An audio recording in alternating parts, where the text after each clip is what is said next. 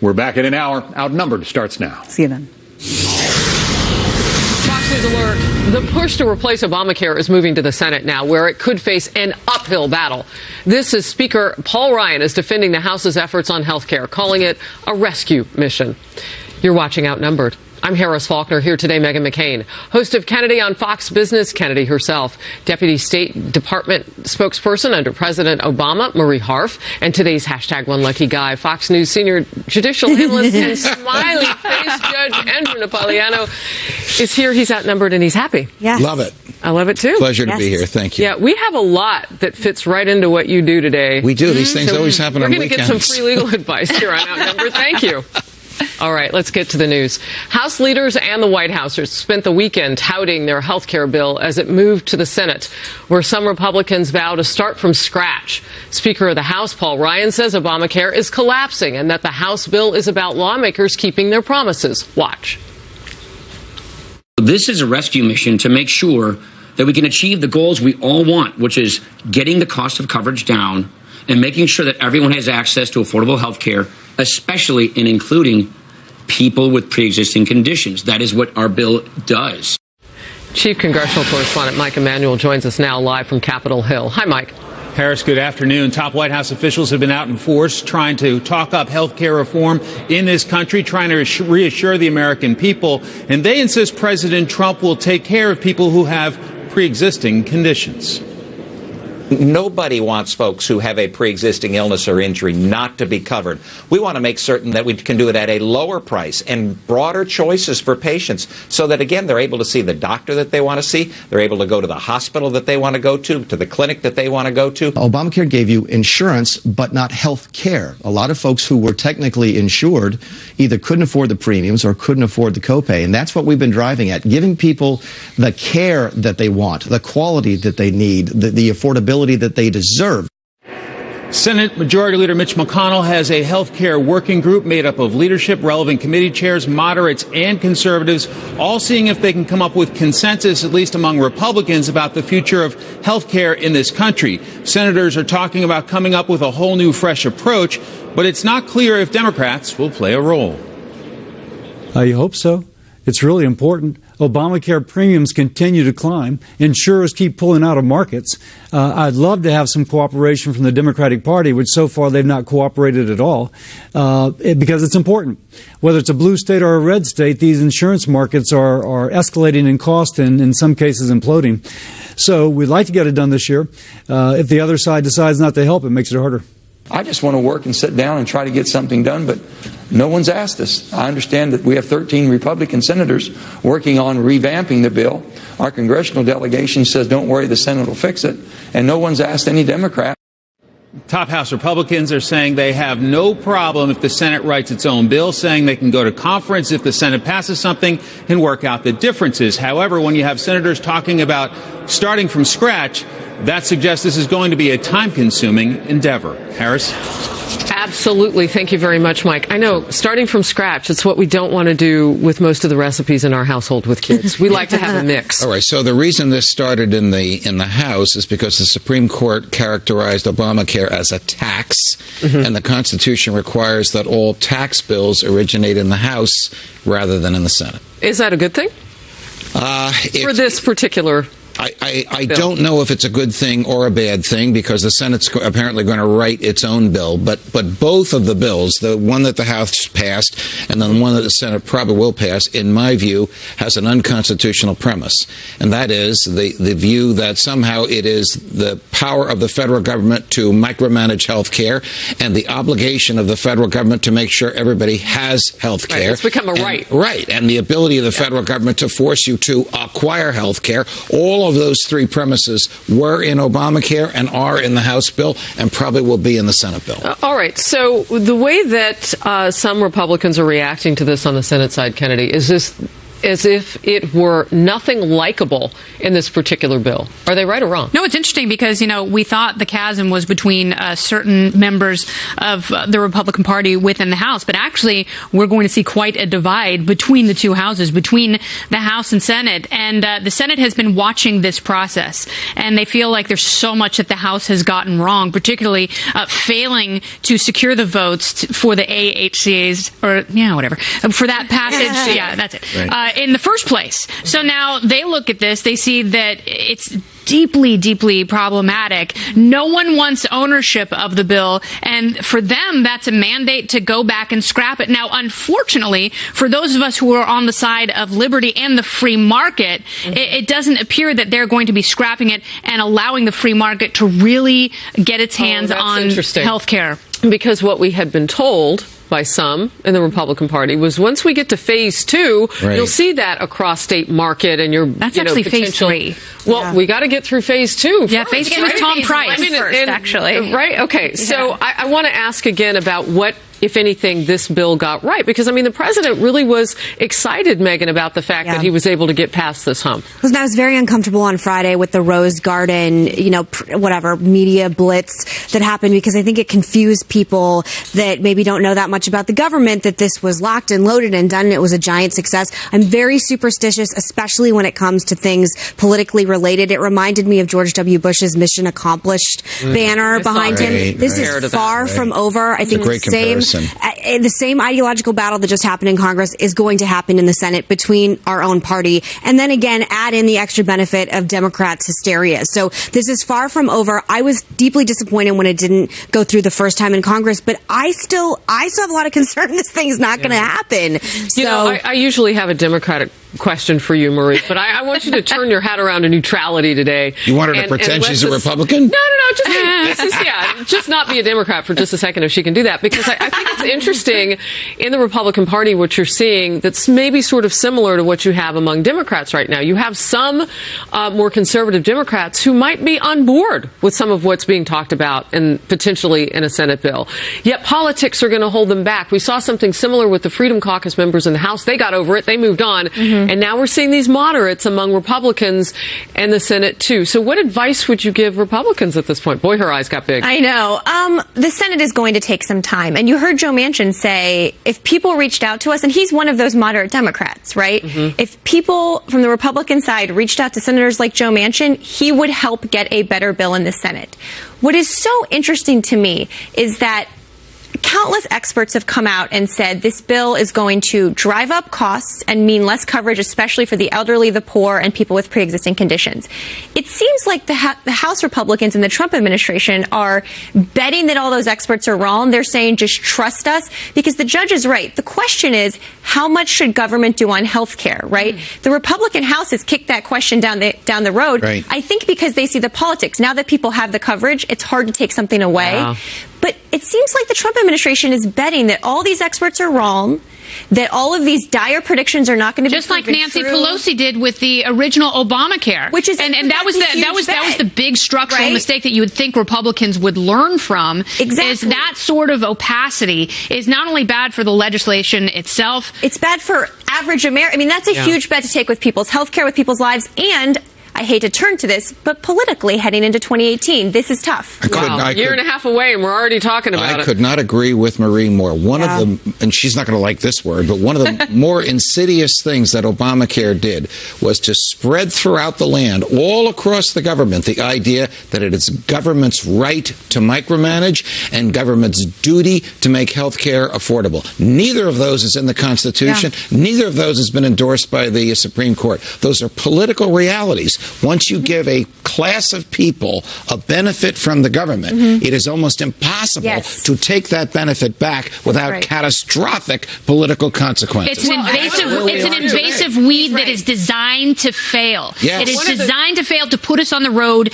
to single payer. Absolutely. One other thing that the Obama administration did, though, was that they tied it to yet another agency with the IRS. And so what Republicans have tried to do, and especially Paul Ryan and his plan, and we saw this with Rand Paul as well, is wrest it from the hands of the IRS. IRS, maybe put it back in the hands of the insurance companies. Again, difficult to take it away from the people as a government benefit, difficult to take it away from a governmental agency. It's going to be hard. But hey, I want to lay this out and then get your response to it. The president is now adding extra pressure, as if the senators didn't already feel enough, right? Republican senators will let the American people down, he said in a tweet. Obamacare premiums and deductibles are way up. It was a lie and it is dead, just as what Kennedy was saying. Can I interject just really quick? There's a really interesting piece by Mary Catherine Ham where she's talking about her experience with Obamacare and how she's the person that Democrats say don't existed. Her premiums are at $3,000. I'm not as eloquent as she is in this piece that she wrote. I implore everyone to Google it. You're pretty eloquent, but she's talking about especially when you're mad. But she's talking about how it is expected that $3,000 a month from the perspective of Democrats for someone like her is affordable. She has 2 young children. Wow. She's also a widow. So, and again, I don't speak for her. It's an incredible piece, but there's a lot of stories when we're talking about 2018 and political capital. Republicans have to start putting stories like this, the huge failures of Obamacare, with people like Mary Catherine Ham, because there's hundreds of thousands, if not more, of stories like this. But for whatever reason, the media is focusing on only the stories of people that have been benefited. Exactly, benefited from But to your Obamacare. question about whether the president can get something out of the Senate as quickly as he could out of the House, I think the answer is clearly no. Right. The Senate is smaller, better entrenched, more inclined to resist. The Republicans only have a 2-vote majority. Yeah. I don't think that Mitch McConnell has control over the Senate the way Paul Ryan did for a while over the House. Right. Real quickly before we have to move on, I want to talk about those 6-7 members or so, moderates and Republicans. You've got Lisa Murkowski of Alaska. She doesn't like the Medicaid portion of it. You've got Ted Cruz and Rand Paul who just want to see a complete repeal. Let's start from scratch. Your thoughts? Right. Well, that will force the Senate to cobble together a compromise which will either be rejected by the House moderates or the Freedom Caucus, the small government people in the House. I suspect it will be a compromise rejected by that group, and then we're going to be back to square one. So is the White House and are Republican leaders doing this just for bragging rights, misleading bragging rights like we saw in the Rose Garden, or because they really do think that they can make health care less expensive by taking government out of it? If this doesn't work and for whatever reason this fails, that photo op is going to be branded on the Trump administration for its entire term. Every one of those congressmen. You can bet that the town hall meetings, which started this weekend, we had some sound on Fox Report from it. They're going to be fiery hot, and Republicans and Democrats will get an earful. We'll cover it all as it happens. President Trump's travel ban is back in the court. What we can expect when an appeals court takes up the president's revised executive order for the very first time, and how likely is it that this ends up before the U.S. Supreme Court? And cracking down on sanctuary cities, the state that became the first in the nation to ban them. Yep. A bill on the table for that. The governor likes it. Will others follow suit? Fox News alert, the Justice Department heading back to court this afternoon to urge the approval of President Trump's revised travel ban. The government will make its case to judges on the Fourth Circuit Court of Appeals in Virginia in the first such hearings on the president's revised executive order. This after a federal judge in March blocked a key portion of it, calling the order unconstitutional based on remarks the president made during his campaign. Today's hearing is the first of 2 appeals to be heard this month. A 3-judge panel on the Ninth Circuit Court of Appeals will hear similar claims from a case out of Hawaii next week. So, Judge, I'm so glad you're here. You told me during the break you'd break this down for me. Please explain. Okay, so we have 2 judges, one in Maryland, one in Hawaii, each of whom received a complaint arguing that the revised travel ban was unconstitutional. The one in Maryland held a portion of it unconstitutional, the one that bans refugees from the 6 designated countries. The one in Hawaii held the whole thing unconstitutional. The Justice Department appealed both of those decisions. One of them will be argued this afternoon. The Maryland court decision is being appealed to the federal appeals court sitting in Richmond, Virginia. Usually it goes to a panel of 3 judges. This court decided every judge on the court will hear it. This basically saves the step of going from 3 judges to the full court. That oral argument, it's rare, will be broadcast live at 2:30 Eastern this afternoon, and anybody who knows how to find it can listen to it. A week from today, a panel of of 3 judges in the Ninth Circuit Court of Appeals, all of whom were appointed by President Bill Clinton, will be hearing the appeal of the decision from the Hawaii judge. Now, if these 2 courts agree, whether they say yes or no, what happens to these cases? They go back to the trial courts for trials. There have been no trials. There have just been preliminary decisions made by judges based upon documents and oral argument from lawyers, which is a prediction as to how the case will end up. But a real case requires trials and testimony and challenging the testimony. But how long could these trials take? Are we talking like OJ time? That's a great question.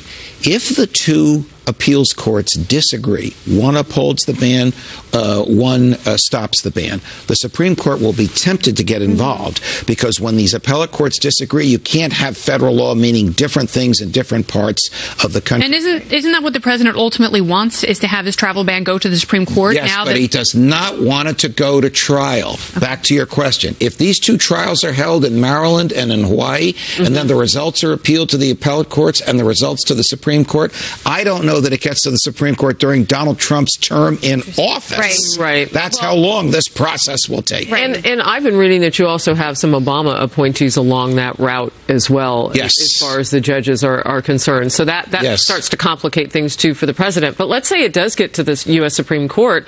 You've just got a new member with Neil Gorsuch on that. I don't know what we know about his past or the configuration of the court. How do you think the travel ban would do? I don't know the answer. I've read during the confirmation proceedings, I read a lot of Judge Gorsuch's work, including his book on euthanasia and his opinions. He didn't write an opinion on immigration. It's not something that typically affected his court, which was in the middle of the United States, so I don't know which way he's going to go. What about the judge in Hawaii who took such umbrance with some of President Trump's campaign language? That is a great question. Both judges, the one in Maryland and the one in Hawaii, did not challenge his use of authority under a statute. They challenged his motivation. Both of them said, I'm going to use their phrase, this is a Muslim ban. It is not based on national security. It's based on religion. If that is true, that is, if the appellate courts uphold that, that raises the bar so high, it will be nearly impossible for the government to jump over. And in order to come to that characterization, they didn't say anything that Donald Trump said as President Trump. They took his words and, candidly, some of his supporters when he was candidate Trump. Something I've never seen the courts do to a president before. It just shows that his words really do matter. And everyone says it's Trump being Trump. Turns out they have consequences, and he's seeing that now. He does see it now, but it is exquisitely unfair to, I think, to impose the words of candidate Trump, candidate Harf, whoever it might be, on President Trump or office holder Harf, because you say things in the pit and fire of the campaign that you don't necessarily mean when you're in office. Very different than policy or executive order. Because I know what President Obama did for 6 months in 2011 by putting a slowdown on certain visas. Also had 6 of 7 countries. He had 7. This second executive order deals with 6 mostly Muslim countries. Right. Why doesn't that ever get talked about? I don't know the answer to that, but I will tell you that judges are trained to resolve disputes. This is good law, this is bad law, on the narrowest of issues, not on the broadest. So once they find that it's bad law, then they're going to stop their analysis. I could literally watch a live feed of you talking about this subject all day long. What are we doing all at 2:30? Day? And I would. What are we doing at 2:30? We're listening to the oral argument. We gotta move on. We have another great topic. Texas has officially become the first state to pass legislation banning sanctuary cities. Governor Greg Abbott signing the bill yesterday. It allows local law enforcement officials to inquire about the immigration status of anyone they detain and threatens sheriffs and police chiefs with jail time and removal from office if they don't work with the federal immigration authorities. Here's Governor Abbott earlier today. What this law is going to do is to engender greater cooperation between local law enforcement and federal officials so that we ensure that everybody is going to be simply following the law. Now, think about this, Brian. Isn't this quasi-insane that we have to pass a law to force law enforcement officers to comply with the law? But critics argue the bill will actually make communities less safe. When people are afraid to call 911, when they're afraid to cooperate and tell us what they've seen because they themselves are worried that their papers are not going to be in order, it makes our job exponentially tougher. And that makes everyone less safe. When passing this law, I believe Texas Republicans have put politics over public safety. Judge, you are quite literally a man of the law. What do you make of this? I'm happy to be here today. So a sanctuary city is not a term of art in the law, but it basically means a city that does the following.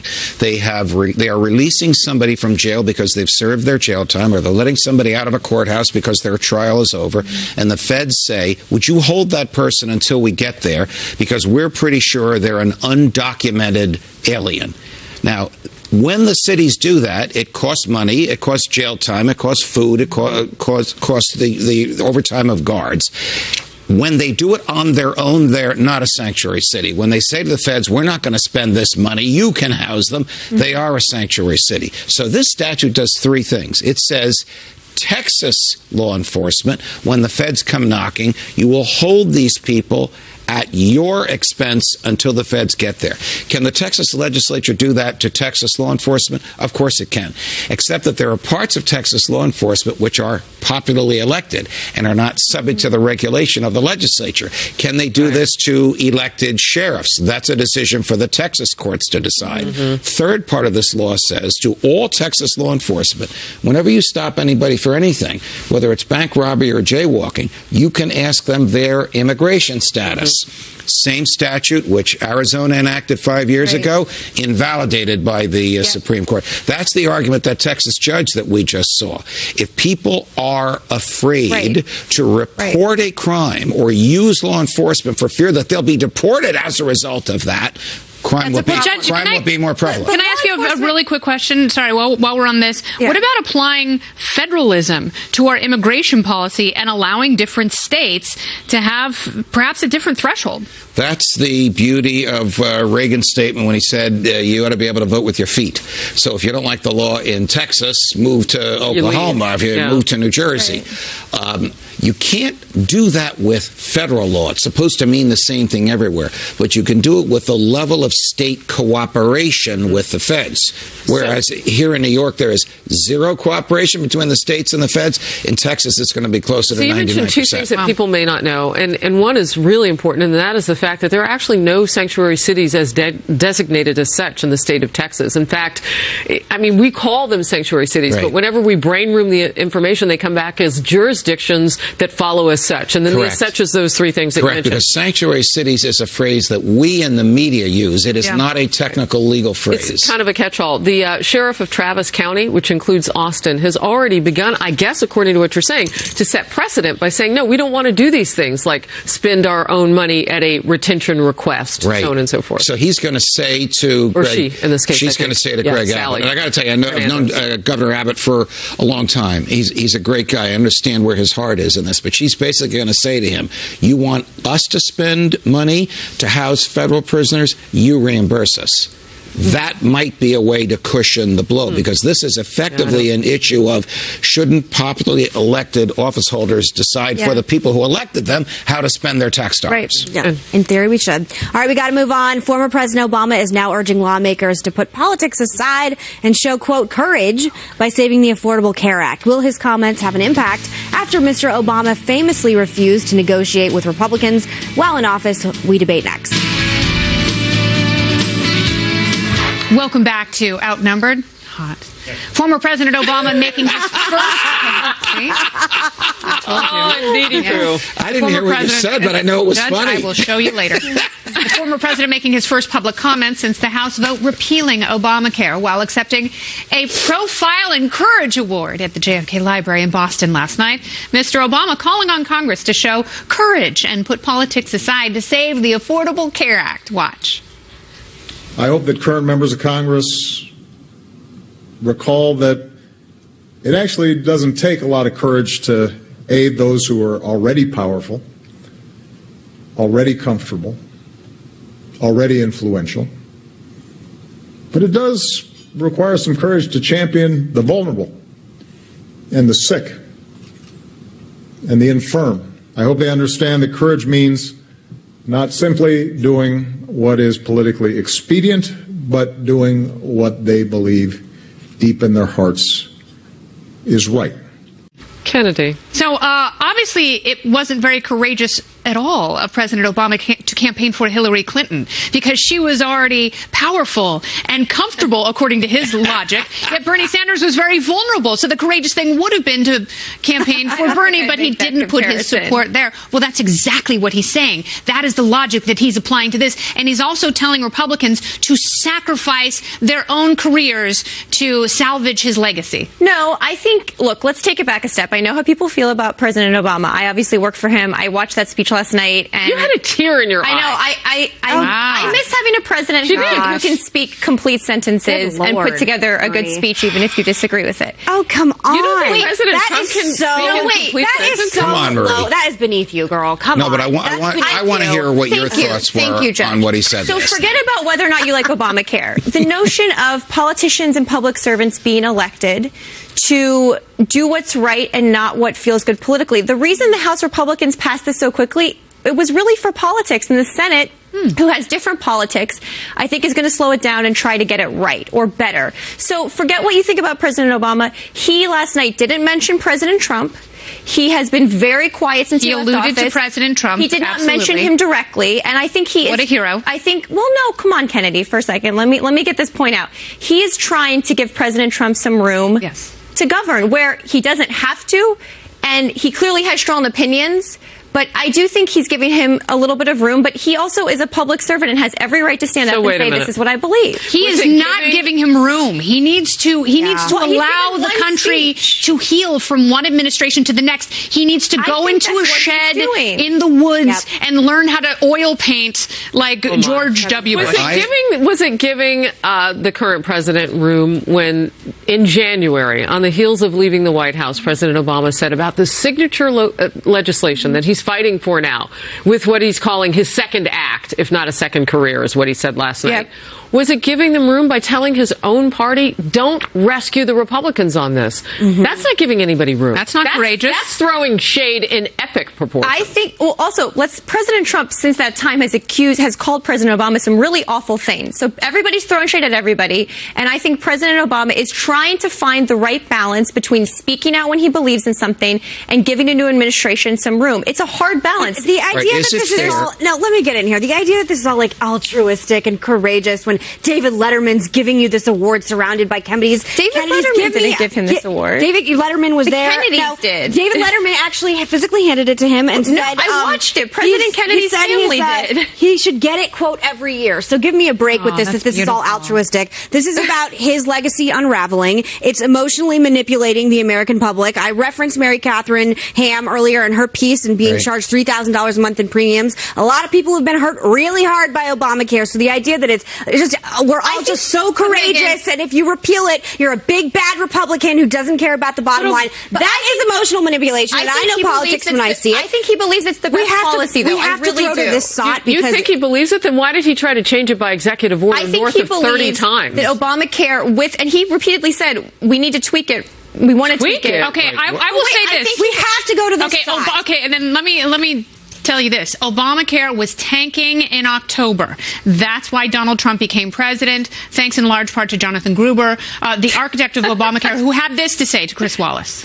That's not why. Look, and whose fault is this? Before President Trump was elected, there were no counties in America that did not have an insurer.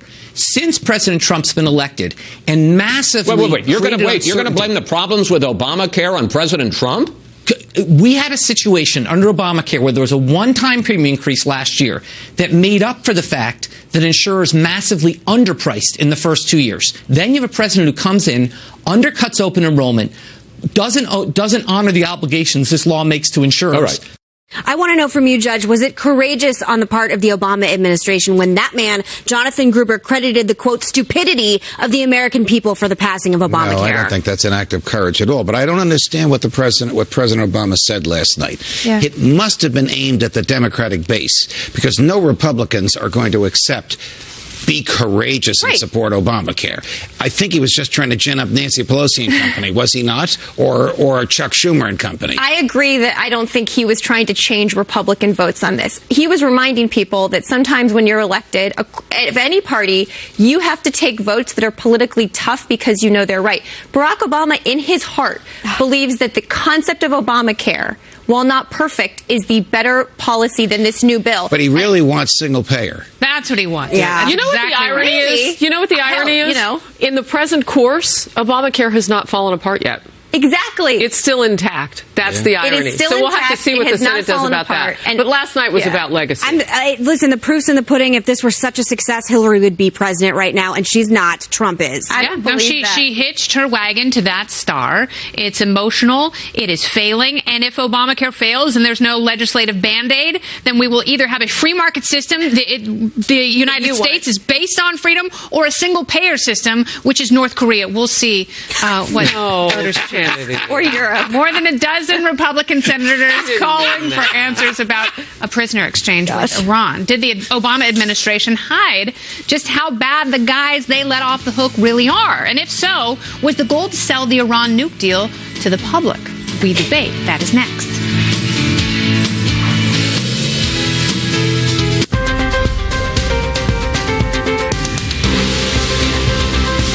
Six-year-old Stanley Wiesmeyer is very active. You'd never know it now, but dramatic curves in his back due to early onset scoliosis were slowing him down. The nearly 100,000 kids in the U.S. with this condition sometimes need up to 20 corrective surgeries. This includes attaching a metal rod to their spine. You feel so helpless, and as a parent, you want to protect them as much as you can, but knowing he has to have surgery, it's so hard. Stanley had his first surgery at just 3 years old. To keep up with his growth, he would need surgery every 6 months to lengthen the rod. After 5 surgeries, an infection brought Stanley back to the doctor. It turns out a new treatment could offer better help. The new device has a magnetic actuator, so it's an expandable rod. So once it's implanted, it's not necessary to go back in with another operation to lengthen it. Simply using a magnetic actuator can actually lengthen the rod slowly through the patient's skin without having to do an operation. Okay, I'm going to put this on you. I'm going to line it up. The device is called Magic and was FDA approved in 2014. Doctors use a non-invasive magnetic remote control to adjust the screws in the rod. It takes just 15 minutes in the office every 2 months. And that'd be like 6 surgeries he'd have missed. And so that's been a big, wonderful thing, and it's nice to not seeing him in that kind of pain. For the first time ever, Stanley will be swimming, boating, and canoeing at summer camp. He'll need to have more surgery to replace this current rod in about 3 years. I'm Julie Banderas, Fox News.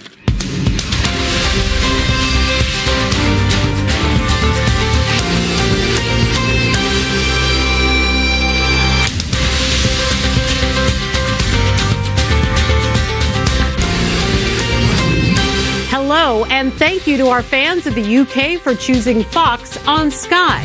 For more, go online and check us out on foxnews.com and foxbusiness.com. Keep it here.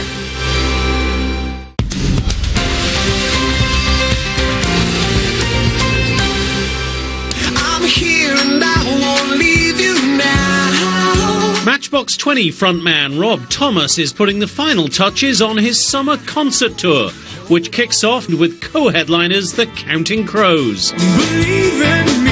It's really funny. I've been friends with Adam from the Crows for about 20 years, and we've only done, I think, 2 shows in our entire life together, and they're both like radio festivals. So we've never actually gotten to do this. When we caught up with Rob, he was recording a hologram fans can interact with at his concerts. It's so much more personal now than it ever was before.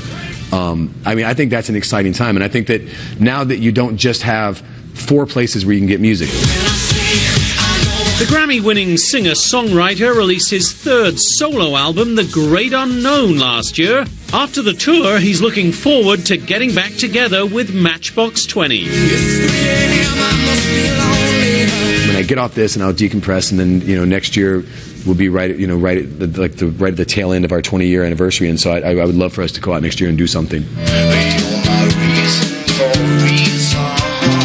Even after collaborating with so many top artists, Rob admits there's one guy who makes him nervous. Tom Petty has been like one of my all-time idols. Like so much so that I've been to his shows and had a backstage pass and been hanging out we share crew members, and I've been back there like, oh, you want to come meet Tom? And I'm like, no, I don't. I'm too afraid I'll just geek out all over him. In Hollywood, Jonathan Hunt, Fox News.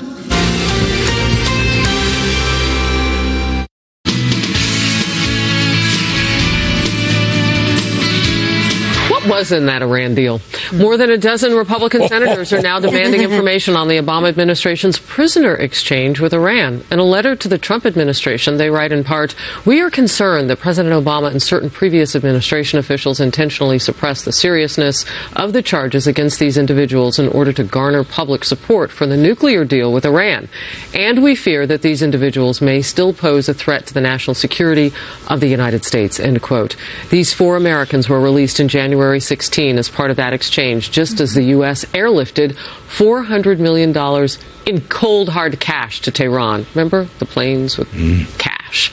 Meanwhile, the House Oversight Committee says it is investigating whether the Obama administration jeopardized national security while trying to win support for the Iran nuke deal and the prisoner swap. You are nodding. What's going on in your head, Judge? What's going on in my head is that there's a person on the couch who may have some firsthand knowledge of this, but if I were her lawyer, I would say you have a right. They're going to kill me. I can't ask her you a question. You have a right now. to remain silent. You Go might ahead be and ask her. You're a journalist. You ask her whatever you want. Silent. Good. So let's set aside the nuclear deal. That was finished in July of 2015. The prisoner swap wasn't for 7 more months, so those weren't linked. The nuclear deal was done months before the prisoner swap happened. Here's what I would say about that Politico story. There were a lot of sort of anonymous sources and accusations. I was there at the time. I was part of this. I helped tell the public what we had done. The administration's entire national security team, including FBI and DOJ, agreed that this deal was the best, this swap was the best way to get those Americans home with their families, which had been our goal for years since they had been taken. They were not getting treated well in Iranian prison. We wanted them home. And, you know, I'm happy for them to look into the names of the Iranians. A lot of them were dual citizens, but who were either charges were dropped because not all of them had actually been convicted yet. About half hadn't been, or the ones where they were pardoned. The people that we sent back. Most of them actually didn't go back. Well, they the didn't people have that to. we released, can they still harm us? Because that's the fear. That's the fear, and I understand that fear. Our national security team's judgment. I'm not. Can they harm us? Our national security team's judgment, who looked at this, was that they were not a significant threat, that it was more important to get these 4 home. Can I ask you a very quick question? Yeah. What do you think was a worse swap? This Iranian prisoner for American citizen swap or the Bo Bergdahl deal? I was about to bring that up. Well, they're very, very different. Because which is worse? I think that the Iran prisoner swap, of which I was a part of that team. So that makes it all right? Well, no, it's what I know better, obviously, Kennedy, was a deal that was good for us because we got these Americans home and we made a judgment that some of these guys hadn't even been convicted and the Justice Department wasn't sure they could be. And the Iranians had originally come in with a huge list of people, some really nasty guys, and we managed to negotiate down where we thought getting these 4 Americans who were languishing in American prison. That's how diplomacy I met works. With Jason Rezaian. Jason's he was amazing. At the White House Correspondents' Dinner last he's year. amazing. That's one of the Americans freed. Yes. The efficacy of getting them home was what we were focused on, right? I mean, I get that. I want to, though, go back to what you originally said, and that was the timing. These things weren't linked. Yeah. How is that even plausible? How is it possible when there were side deals made to the original Iran deal, which the American public and some members of Congress have said they don't even know about? Right. How is it possible that we are supposed to just suspend all disbelief and think, timing is just coincidental? So I don't believe in coincidences. How is it possible 7 months later? Was that an aside deal? No. So the prisoner negotiations were actually done in large part by a totally different team than the nuclear experts who were talking about centrifuges. I mean, I was there for it. I have witnessed all of this. The nuke deal was done in July of 2015. It was inked, and people started implementing it. The prisoner discussions had been going on since they were taken for months and months and months. You may disagree, people may disagree with the concept of prisoner swaps. Let me interject. It's not about disagreeing. It's about but I'm sorry, but Susan Rice called Bo Bergdahl saying he served with, quote, honor and distinction. That ended up being a complete and total lie. But we're not talking about Bo Bergdahl. But it's similar. As we're talking about it's judgment, though. Exchanges. There is a feeling from the American public, and many experts agree, the Obama administration, from lying about the rise of ISIS and the seriousness to people like Bo Bergdahl, intentionally intentionally played down the seriousness of trades like this for political expediency. So you can sit around the couch and say, we did this X, Y, and Z, there's no relationship, whatever. People like me support Trump because I don't believe he would have traded people for someone like Bo Bergdahl, and obviously I support that. And they'd be sitting in Iranian prison today. I can't. It's just they absurd. Would be. Yeah, President Obama made this country completely less safe. And all right, I'm getting played out. What does that mean, Harris? I got an EP in my ear. Okay, a joyous victory lap in the Rose Garden after the House passed the Obamacare replacement bill. One way to rain on that parade: keep harping on that it was, and I quote here, too male and too white. Don't worry, the mainstream media and Democrats are doing just that. But to what end? We'll talk about it. NBC's Andrea Mitchell critical of the celebration in the Rose Garden after the House passed the Obamacare replacement bill. She slammed it as too male and too white. Health Secretary Tom Price not having it. Look at that picture. Congresswoman Diane Black, the chair of the Budget Committee, I was standing next to her. Seema Verma, the administrator of CMS, I was standing right next to her. Out of a group of dozens and dozens of people, you can cite two or three women? These are prominent individuals who are leading in this area of health care. And when you look at an uncropped photo of the event, you can see several women in it, including those in leadership roles whom Secretary Price mentioned. And the gender politicking doesn't stop there. Democratic Senator Dianne Feinstein not happy about the Senate's working group who will craft their version of a health care bill. I don't know what the 13 white men, when you have 5 Republican women who are excluded from that these 13 men are supposed to sit down. You're speaking of the working group together. that has been put together, and it's all male. And it's all male. And women's health is a big part of this. And women are a majority of the population. And their health interests deserve to be contemplated in any reform. Of those 5 women GOP senators, Susan Collins is co-authoring a health care bill with Senator Bill Cassidy. So, Kennedy, I obviously have done a lot in politics for a long time, and the first thing you always have to look out for is optics. We live in a visual media world. There are these female Republican senators who are involved in this bill. Somebody advanced, put him front and center behind President Trump. Why didn't that happen? I don't know, man. I kind of agree with you here. I mean, I really don't like to agree with Dianne Feinstein on much because she has done so much to tank the great state of California in collusion with the California Democratic Party. It's just awful.